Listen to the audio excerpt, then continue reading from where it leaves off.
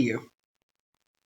So I know that there are many of us who've been having trouble sleeping these days. Maybe you're concerned about the world, maybe you're worried about someone who is sick, and maybe you don't feel too well yourself. That's okay, because it's time to sleep.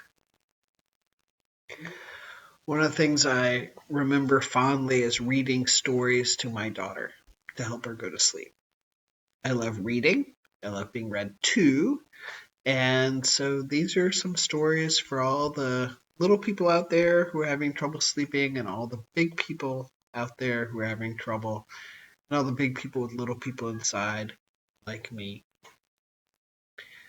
So tonight's story is The High-Rise Glorious Skittle Skat Roarious Sky Pie Angel Food Cake by Nancy Willard, illustrated by Richard Jess Watson.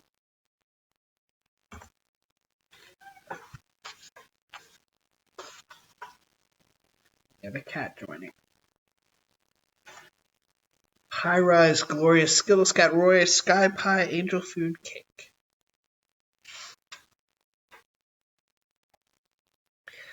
Let me tell you about my angels. But first, let me tell you about my dad. 3 days before my mom's birthday, Dad took me aside and asked, "Can you find out what your mother wants?" When I ask her, she says, "Oh, don't spend a lot of money on me. I already have everything I want." Maybe she does have everything she wants, I said. No, said Dad. Everybody wants something. Last year, he bought her a dress that didn't fit. The year before, he bought her a big red purse, and she took it back to the store and traded it for a teeny green one. The year before that, he bought her a teapot shaped like a cat, and when she filled it with tea, the bottom dropped out. I know Dad does the best he can, but Mom deserves better. Okay, I said. I'll ask her what she wants. Mom was kneeling in the backyard, digging up dandelions and talking out of the side of her mouth to the rose bushes. Let me tell you about my mom.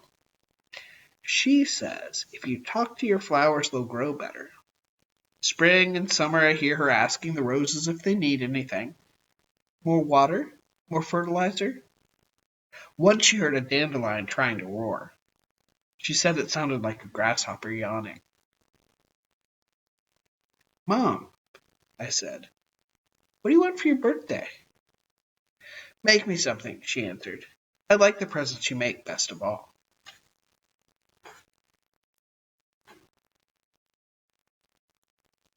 Okay, I said. What do you want me to make? A birthday cake, said Mom. You could make me a birthday cake. Okay, I said. What kind of cake do you like? Chocolate, said Mom. You love chocolate. This cake is for you, I said. What kind of cake do you like? She didn't answer for a long time. She just kept digging out dandelions. But when she finally spoke, her voice seemed to come from far from this time and place. When I was 7 years old, my grandmother made me the most wonderful birthday cake. Oh, I've never forgotten it. She called it a High-Rise Glorious Skittle Skat Roarious Sky Pie Angel Food Cake.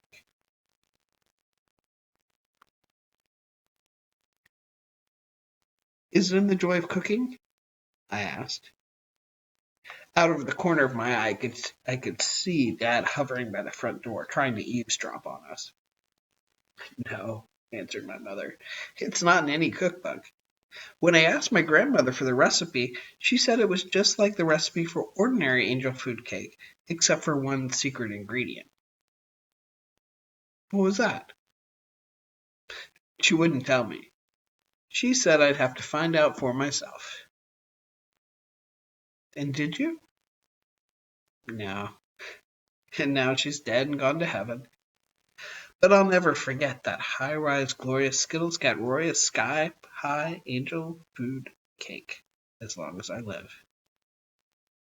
She baked a golden thimble into the cake and said whoever got it would be lucky for the year.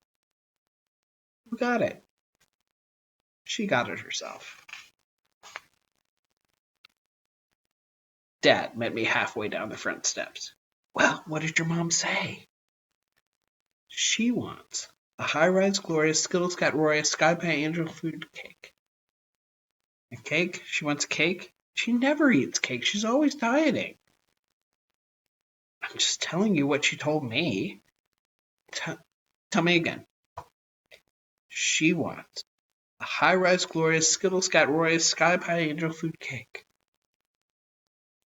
Dad whipped out his daily reminder notepad and scribbled down the name.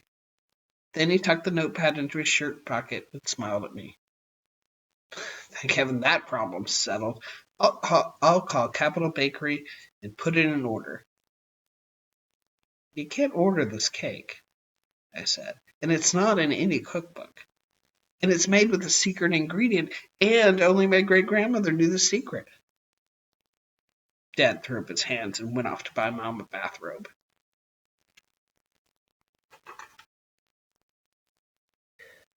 Let me tell you about my great-grandmother. She had a grand piano and a house full of books. She loved to play the grand piano and read. Sometimes she did both at the same time. Whenever my great-grandmother ran across some interesting item she wanted to remember, she copied it into a leather-bound notebook. She filled 32 leather-bound notebooks, all titled Ledger, and numbered like an encyclopedia. When she died, she willed me her grand piano, which I can have when I grow up, and her 32 notebooks, which I can have any time I want them. For a long time, I didn't want them, but I couldn't throw away a gift from my great-grandmother. So I put them into the big box of dreadfuls in the cellar. Let me tell you about that box. The big box of dreadfuls is full of stuff that we don't want but we're afraid to throw away.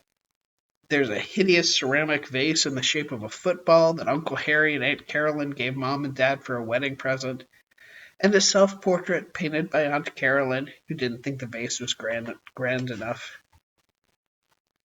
The self-portrait shows her as a young girl, petting a bald dog and sitting by a waterfall, which she will never do again, because last year she and Uncle Harry took a bus to Niagara Falls and Aunt Carolyn dropped her purse over the edge. Poof! $100 flushed out of sight. When Uncle Harry and Aunt Carolyn call on us, Mom puts the vase on the mantel and hangs the self-portrait over the grand piano. After they leave, she packs both of them away in the box of dreadfuls. At the bottom of the box of dreadfuls lay my great-grandmother's 32 leather-bound notebooks. I lugged them upstairs to bed with me, and after my mother went downstairs, I pulled out my flashlight and started to read them. The first 7 notebooks were full of poems, and little slips of helpful sayings like, "Grief in the evening is joy in the morning." The poems mostly talked about love. A few talked about God. The one I liked best didn't talk about anything. It just painted a picture of the moon. The moon was but a chin of gold a night or two ago. Now she turns her perfect face upon the world below. And what a privilege to be but the remotest star, for certainly her way might pass beside your twinkling door.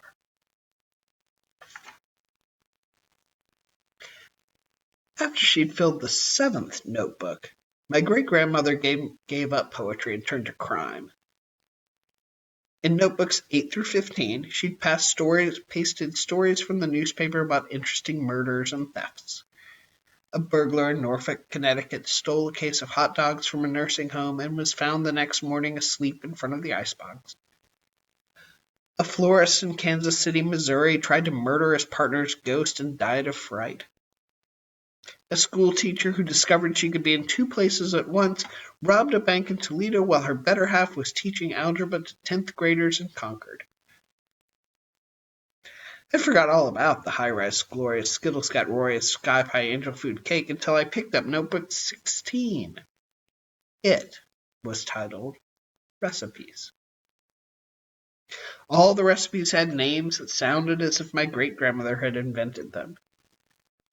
Stout cake, delicate cake, drop cake, plain cake, Lady Baltimore cake, porcupine icebox cake, pyramid cake, quick cake, cheap cake, imperial sunshine cake. On the second to last page, I found angel food cake, ordinary. 1½ cups egg whites, 12 or 13. 1 1/4 teaspoons cream of tartar, 1/2 teaspoon salt, 1 1/2 cups granulated sugar measured lightly, 1 cup plus 2 tablespoons cake flour. Beat egg whites, add cream of tartar and salt when eggs are frothy. Continue beating until a point of the egg whites will stand upright. Fold in the flour and the sugar and pour into ungreased tube pan and bake for 1 hour at 325 degrees Fahrenheit. My heart stopped for a second. Below the recipe, my great-grandmother had written tiny letters. Today, I invented the recipe for the high-rise, glorious Skittle Skat Roarious Sky Pie Angel Food Cake. But it's too dangerous. It is irresistible to man and beast, woman and bird. I fear it may fall into the wrong hands. So I've noted, all caps, in a dark place the recipe which I composed myself after playing around in the kitchen.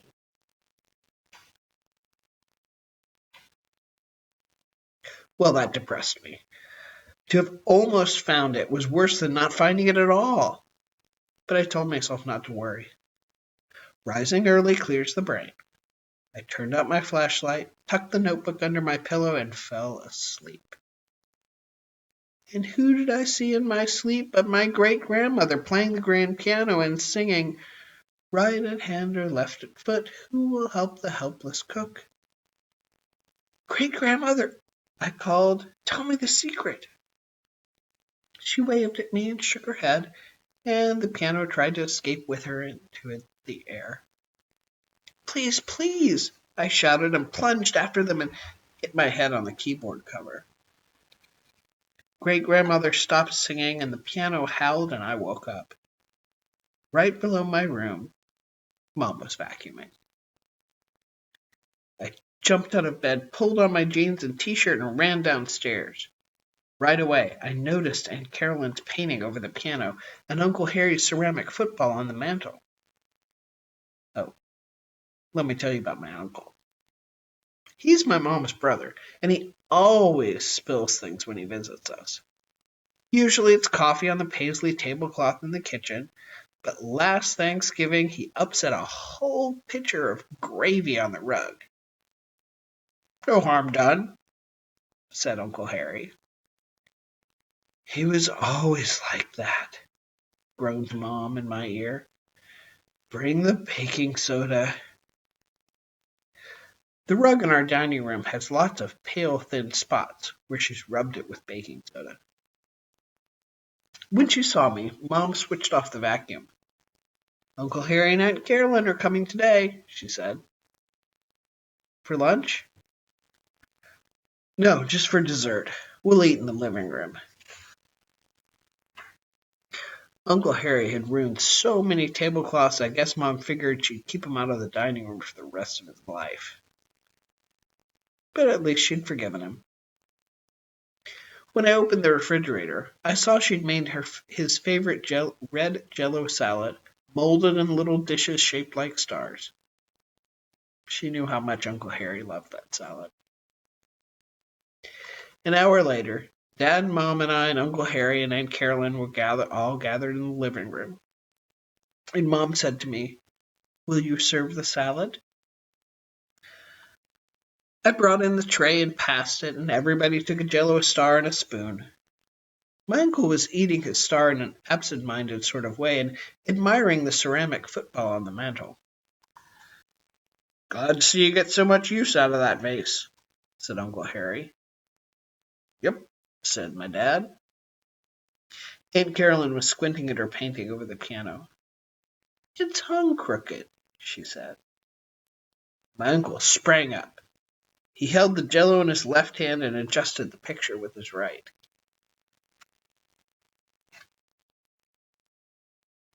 "Tip a little more to your side," said Aunt Caroline. He pulled it toward himself. No, a little more to the left." He tipped it the other way. "I think it looks fine the way it was," said my dad. "I've noticed," said Aunt Caroline, "that a lot of people keep pictures on the piano." My uncle yanked the picture off the wall and tried setting it on the piano. This way, that way. Then something behind the picture caught his eye. "Wow," he said. "Just look at those strings." "What strings?" asked Mom. "You can see inside the whole piano. Stand right here."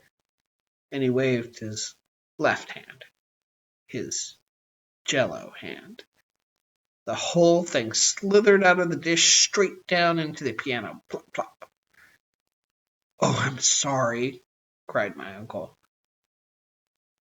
"It's nothing," whispered Mother.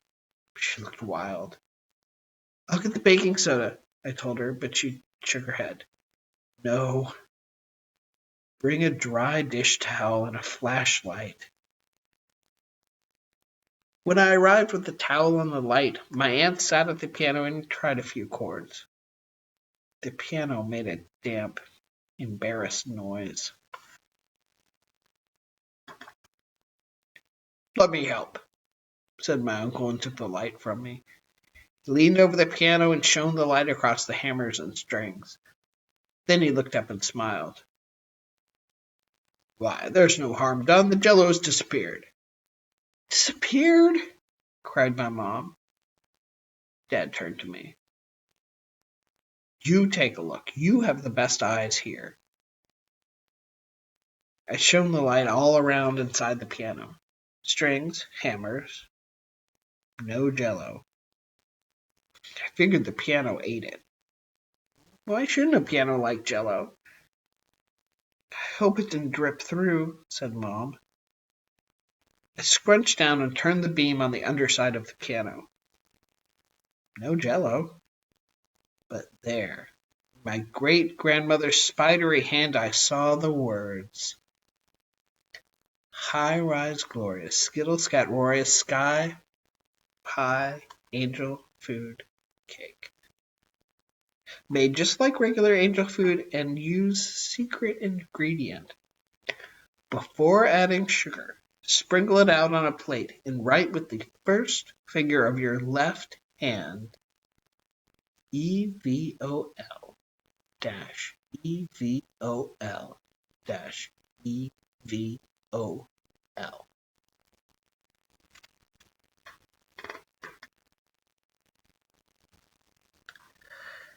After dinner, I gathered all my ingredients: eggs, cream of tartar, salt, sugar, and flour, while I was supposed to be washing the supper dishes, and hid them in the back of the refrigerator. I found the mixing bowl and the electric beater and the measuring cup and spoons and the round tube pan with the hole in the middle. I pushed them into the space under the sink. Also, Mom's best cake pan with pansies painted on it. I didn't have a golden thimble. I'd never even seen a golden thimble. I decided to set my alarm clock for midnight. That way I'd have the kitchen to myself, unless my dad fell asleep on the sofa watching a basketball game, which he occasionally does on weekends. 5 minutes before midnight, I sat up in bed wide awake and nipped the alarm in the bud. I climbed out of bed and tiptoed past the door of my parents' room. The way my dad snores would scare a lot of people who didn't know him. For Valentine's Day, my mom bought him a chin-strap and pillow with a hole in the middle. The ad on TV said these remedies had been tested on an Alaskan moose with a similar problem. On Mother's Day, my mom received an anonymous gift of earplugs. She thought I sent him to her, but I didn't. Not a stair creaked when I crept down to the kitchen. Full moon! I didn't even need to turn on the light. Lugged out the mixing bowl and my ingredients. I cracked 12 eggs, the whole box, and slid the whites very carefully into the bowl. Dad likes an egg for breakfast, but I was sure he'd gladly do without for such a worthy cause. The egg whites took forever to turn frothy, and I had to hold a towel over the beater to keep it quiet. Egg whites, salt, cream of tartar, which looks like powdered sugar and tastes so bad I didn't know why my great-grandmother included it. Flour. And last of all, I rolled the sugar out on the breadboard and wrote with the first finger of my left hand, E-V-O-L, E-V-O-L, V-O-L.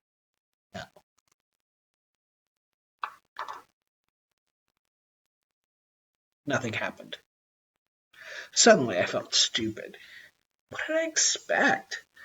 I stirred in the sugar, poured the batter into the tube pan, turned the oven to 325 degrees, and popped the cake inside. And then I sat down on the little step stool to wait. Too bad I didn't bring my flashlight and a magazine, I thought.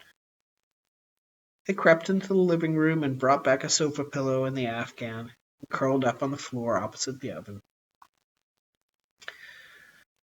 The kitchen felt stuffy and hot. Heaven forbid I should fall asleep at such an important moment. I opened the window and drew my pillow and Afghan near it. The cold air would help keep me awake.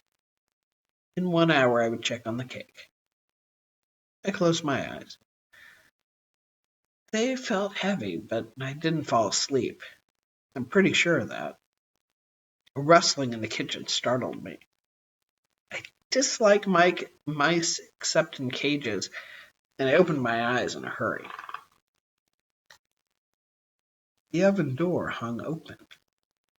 3 angels were peering into it. Their robes swept the linoleum floor, and their wings and halos glimmered in the friendly light of the full moon. Hearing me, they turned. The halo of the biggest angel brushed the cobwebs on the ceiling. "Good evening," said the biggest angel. Good evening," I said, catching my breath. "That's a fine cake you've made," said the middle angel. I think so myself," I said. My voice sounded pinched, as if it were coming out of a bottle. The smallest angel gave me a sweet smile. All at once I felt I'd known them all my life.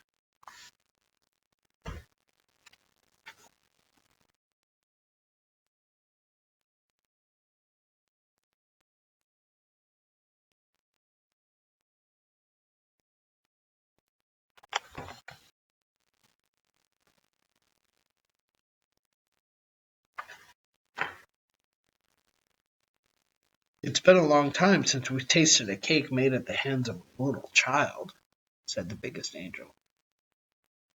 "A long time," said the middle angel.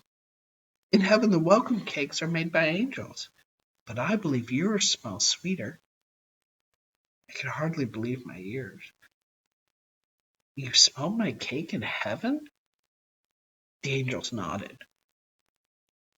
"Irresistible," said the smallest angel. "Divine," added the middle angel. "In heaven, when people arrive after a long journey," said the biggest angel, "they're invited to sit at the heavenly table." I stole a glance at our tablecloth. It was stained where Uncle Harry spilled the coffee, but could I refuse an angel? Please sit down, I said. The angels drew up 4 chairs. We couldn't enjoy ourselves if you weren't sitting with us, said the smallest angel. What a beautiful tablecloth, said the biggest angel. Why, it has Brother Bear painted on it. The moment he said it, the coffee stain looked exactly like a brown bear running through Paisley's. I hadn't noticed it before.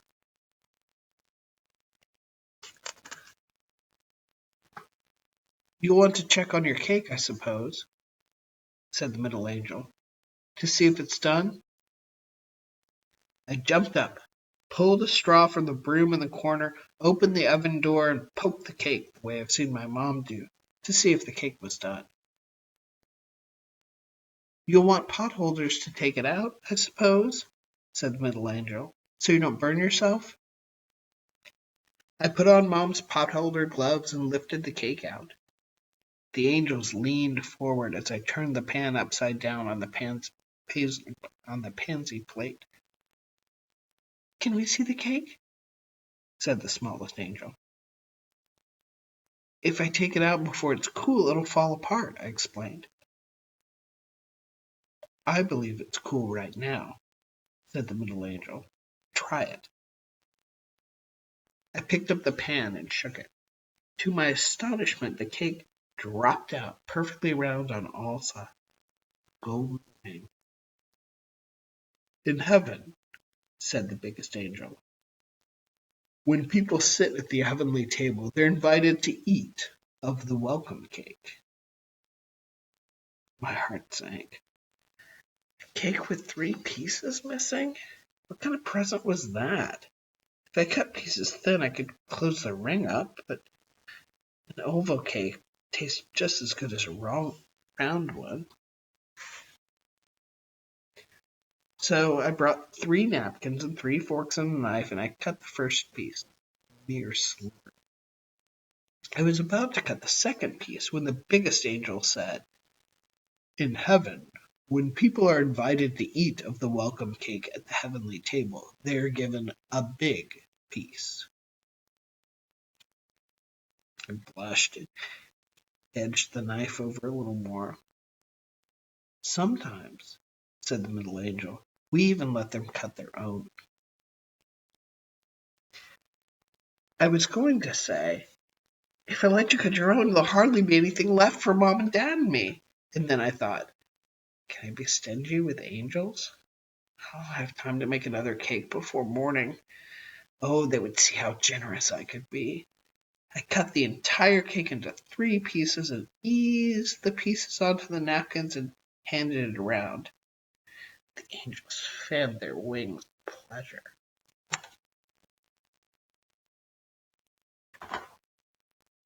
Each angel broke a piece in 2 and handed it to me. We couldn't enjoy this cake if you weren't enjoying it with us, said the smallest angel. As the angels were nibbling the crumbs, I thought of something so terrible that I choked on my last bite. What's the matter? Asked the middle angel. I just remember I used up all the eggs. I can't bake my mother another cake. Your mother? Exclaimed the biggest angel. You made this cake for your mother? Tomorrow is her birthday. All she wanted for her birthday was a high-rise, glorious Skittle Skat Roarious sky-pie angel food cake. In spite of myself, I burst into tears. She's such a nice mother, I roared, and it was such a beautiful cake. The 3 angels looked at each other. Close your eyes, said the biggest angel. Whatever you hear, whatever you smell, don't open your eyes and don't speak. I closed my eyes. Around me, their robes swished across the floor and their wings beat the air. My great-grandmother's saying sang in my ears. Grief in the evening is joy in the morning. Suddenly, a tremendous clatter of pots and pans nearly knocked me off my chair. That does it, I thought. Mom and Dad will be down in 2 minutes. her with all the angels.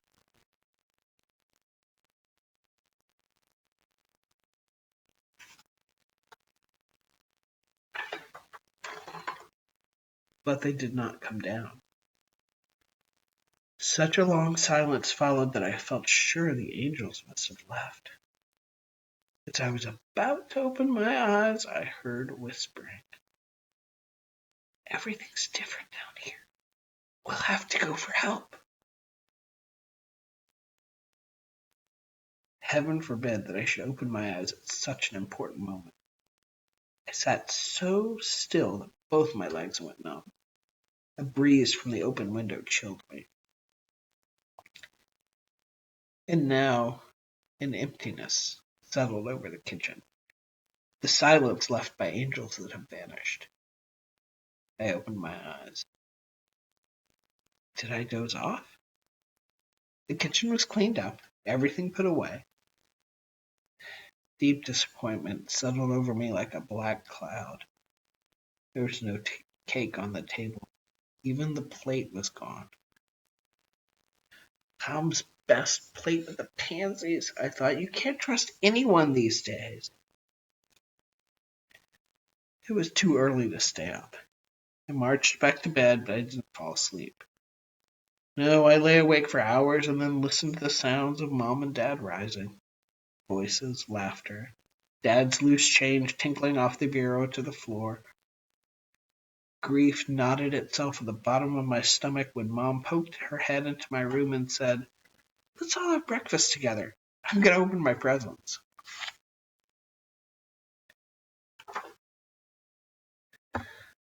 Mom and I sat at the dining room table in a state and glory. Dad was in the kitchen scraping the toast, which he'd burned, but so what? At her plate he'd left a large box from Jacobson's, wrapped in gold paper. "Come join us," my mom called to him.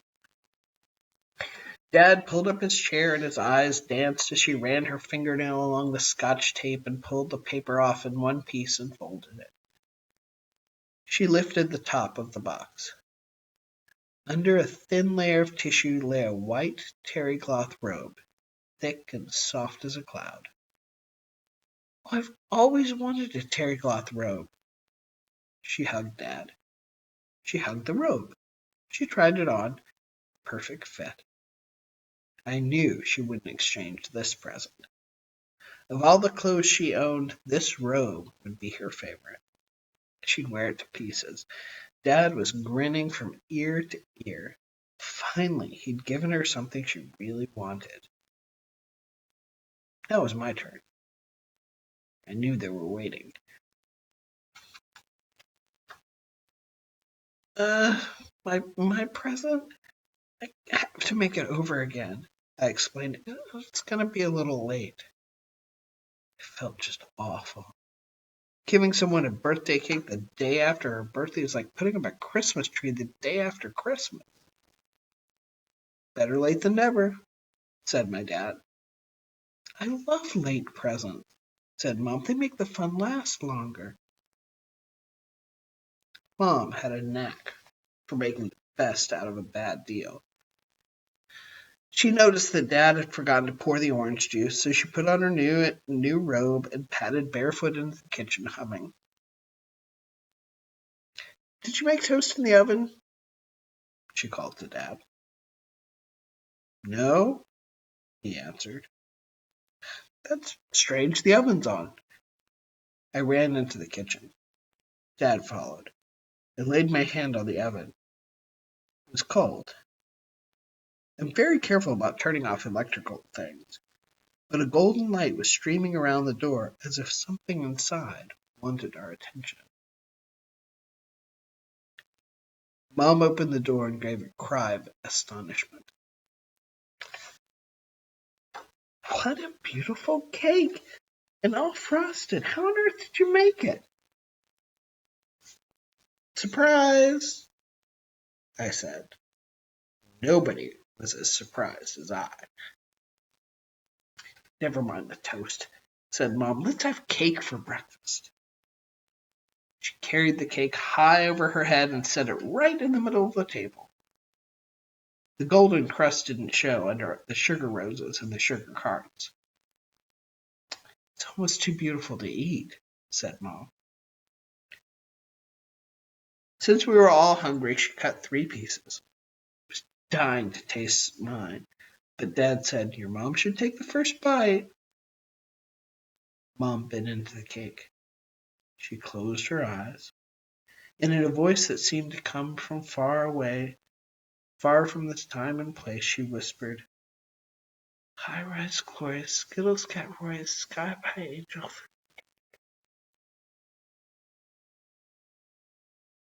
Just the way my grandmother made it.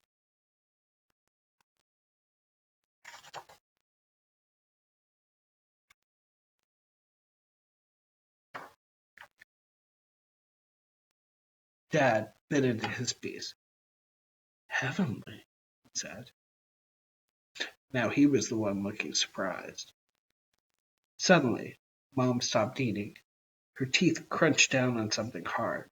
She spit it out with a button into her hand and turned it this way and that. "Golden thimble?" she exclaimed. "Where on earth did you find a golden thimble?" "That's my secret," I smiled. Not because I wouldn't tell her, but because I didn't know.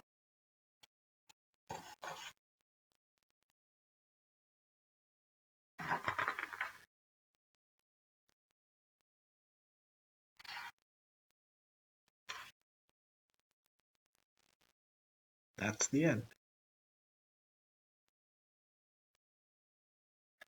Sleepy time. Good night. I love you.